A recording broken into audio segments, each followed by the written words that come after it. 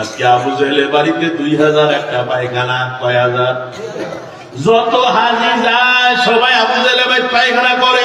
ওয়ালগাউ ফীহি লাআল্লাকুম তাগলিবুন।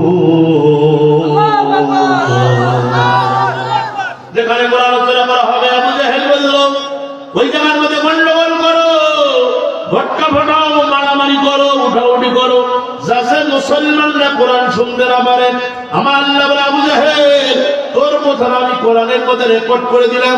দুনিয়াতে যারা কোরআনের মাহফিলে বেয়াদবি করবে, কোরআনের মাহফিল আসার পর বিশৃঙ্খলা করবে, ওর কারণে কোরআনের মাহফিল ধ্বংস হয়।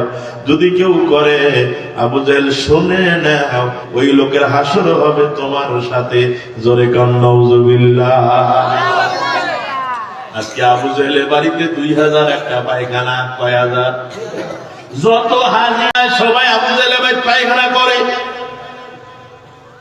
সেদিন এক লোক, ভদ্রলোক বলে, হুজুর আমি উমরা করতে গিয়েছি, পাতলা পায়খানা ভালো হয় না, এত ওষুধ খাই ভালো হয় না।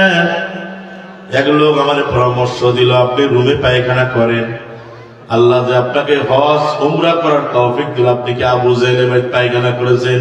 উনি বলেন, না না করি নাই। ওই লোক ওনাকে পরামর্শ দিয়েছে, নিশ্চয়ই আল্লাহ তোমার উপরে বেজার রয়েছে, হজ করতে আসলা, আবু জেহেলের বাড়িতে গেলা না। এই জন্য ওই লোক তাড়াতাড়ি বলে, আবু জেহেলের বাড়িতে খুঁজে, আবু জেহেলের বাথরুমে আমার ভাইরা তার সৌদি সরকার যে টয়লেট বানায় দিয়েছে, 2000 একটা পায়খানা, ওই জায়গার মধ্যে এই লোক টয়লেট করার পরে উনি বলছে, হুজুর আমি রুমে আসলাম, মোটামুটি সুস্থ, আর ট্যাবলেট খাওয়া লাগে নাই। আরে আসতে কম